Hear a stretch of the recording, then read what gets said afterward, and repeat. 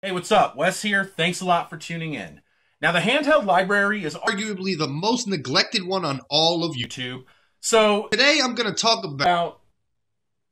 Dude, your intro is leaking over into mine. What gives? Dude, it's probably because we uploaded the same video at the same time. YouTube probably jumbled up the files. Well, that sort of makes sense for the plot of this skit, but where do we go from here? May as well just cover 10 great Game Boy ports then, right? I really like what you're thinking. Let's do this! What's going on, guys? Today we decided to talk about 10 Game Boy ports.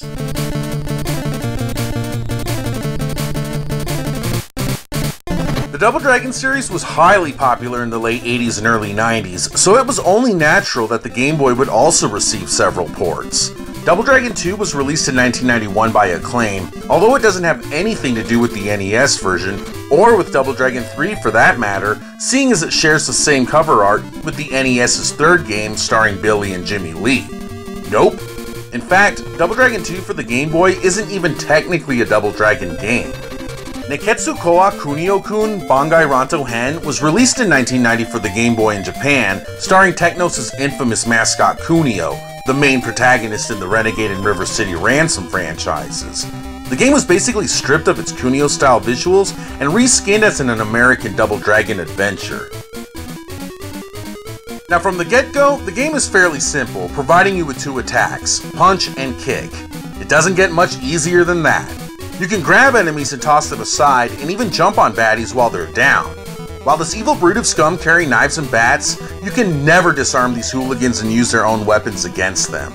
And the cast of ruffians you face off against aren't exactly the most diverse group, usually hanging with their own kind, but the bosses are a different kind of breed, such as this boxing kangaroo looking dude, or this guy in a hockey mask running a chainsaw.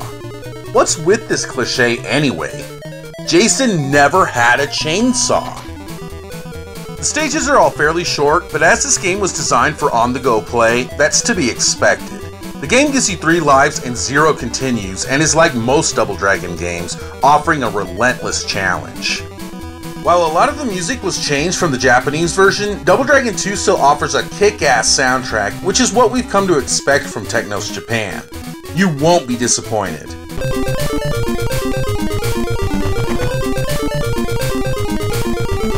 And the graphics are about as solid as anything you'd imagine for a Game Boy beat-em-up.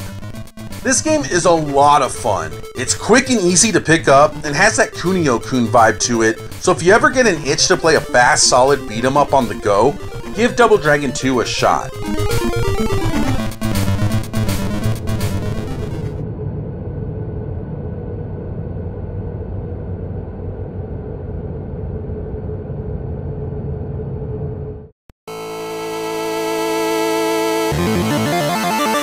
The Game Boy also brought on numerous arcade ports, such as Irem's 1987 hit R-Type. R-Type hit the green and black screen in 1991, and is actually a pretty damn faithful adaptation to the original. Naturally, on such a small display, many sacrifices had to be made, such as less enemy sprites on screen, 2 less stages, and an already slow shooter crawling along at an even slower snail's pace. But Irem really pulls off R-Type for the Game Boy, and retains what the game is synonymous for: difficulty. Boy, is this game tough. With only 3 continues at your disposal, you'll be playing this one often, just to get a little bit further. While I am not really a fan of shooters on small handheld screens, R-Type looks surprisingly clear, and makes the transition to on-the-go quite well. The audio, on the other hand, lacks a bit of a punch, as only 2 tracks from the original game were retained, alternating between levels. And once you're powered up, all of your firepower interrupts the background music. A small price to pay for a game so balls-shattering hard. While there are obviously better versions out there to play, this Game Boy adaptation is a marvel for what it had to work with, and for hardcore shooter and R-Type collectors, this is one you'll not want to omit from your hoard. I want you to tell all your friends about me. What are you? I'm Batman. 1989's Batman was a huge big screen hit, which rescued the Dark Knight's then embarrassing comedic clown-like reputation earned from the glorious Adam West days. This blockbuster hit spawned several video game adaptations, most famously for the NES, but Sunsoft also brought Batman the video game to our laps in the form of a Game Boy cart. Donning the same cover as the NES version, Batman, like Double Dragon 2, is its own unique adventure, and like the NES and Genesis ports, loosely follows the movie's plot. But Batman, known for his skills in hand-to-hand combat, ditches the fisticuffs in favor for a shootout. That's right, Batman is equipped with a gat.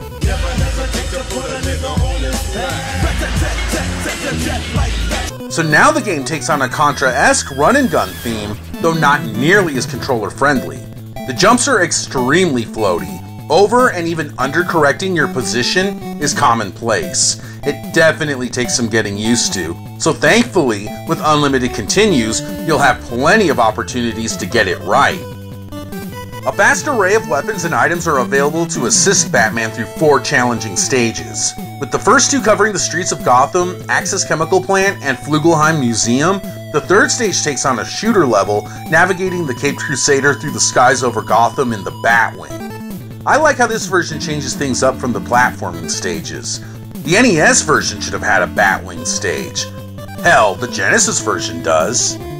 The 4th and final stage offers an auto-scrolling level that is sure to get you flinging that Game Boy across the room before yielding to a difficult final confrontation with the Joker. Batman for the Game Boy is extremely short and has some quirky controls to get used to, otherwise it is a hella fun adventure. If you're a fan of the NES and Genesis Batman soundtracks, then you'll be pleased to know that Naoki Kodaka also composed the soundtrack for the Game Boy release as well. You simply can't lose. And Batman is pretty inexpensive, so check it out.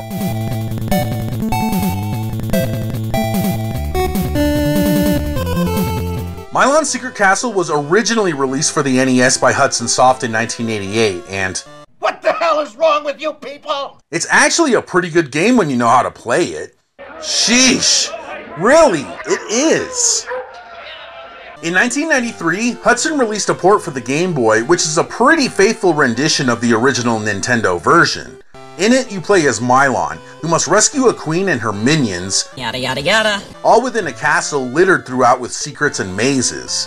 Numerous rooms are accessed through doors and windows from the front of the castle, where keys must be collected while gathering money to buy important items from shopkeepers within.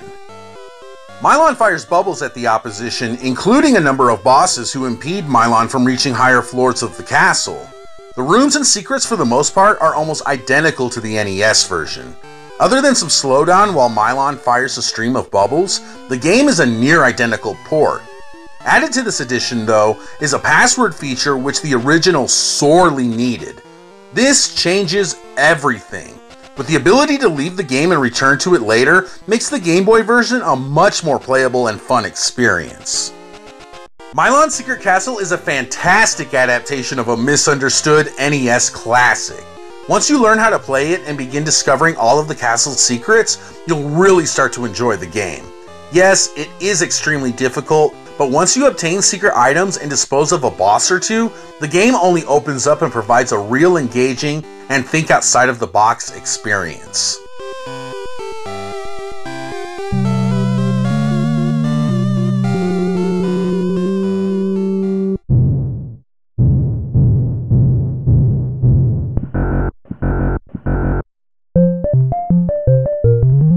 In 1994, Donkey Kong was unveiled to coincide with the release of the Super Game Boy, which everyone should know by now allows Game Boy games to be played on the big screen through the Super Nintendo, in a vivid palette made up of 4 vibrant colors.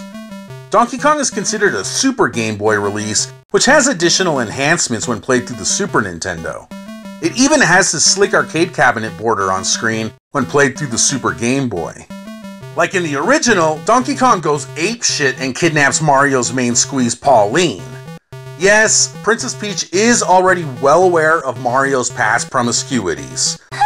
After cruising through the first 4 stages of the original, DK takes a fall, Pauline is rescued, and ho-hum, same old story, right? But wait, Donkey Kong gets his second wind and nabs Pauline once again, challenging Mario to 97 more stages. Oh boy, now you asked for it.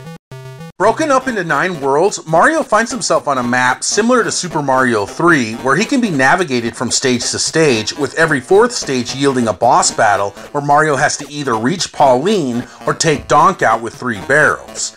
Either way, the Salty Simian takes off with Pauline to once again prolong the rescue. And he does it in style too, sporting his now infamous red necktie for the very first time.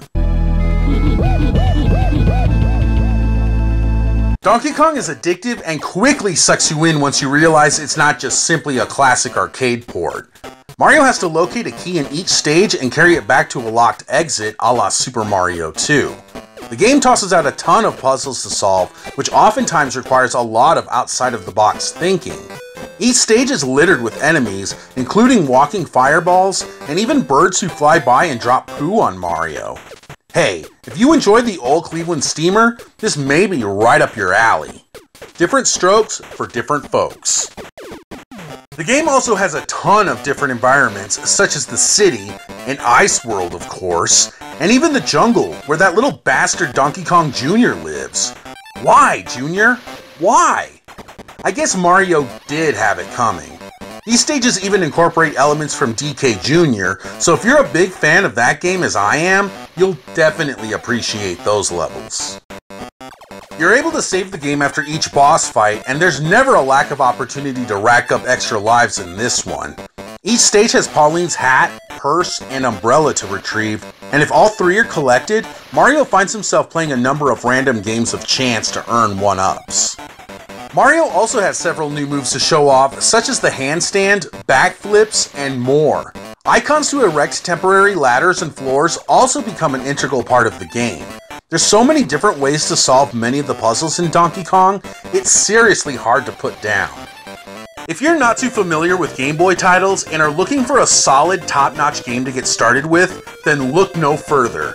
Donkey Kong is an extremely fun and addictive puzzle adventure that just about anyone can get hooked on. The platforming is basic, as are the audio and visuals, but the hammer hits the gameplay and fun factor nail right on the head, and simply should not be missed.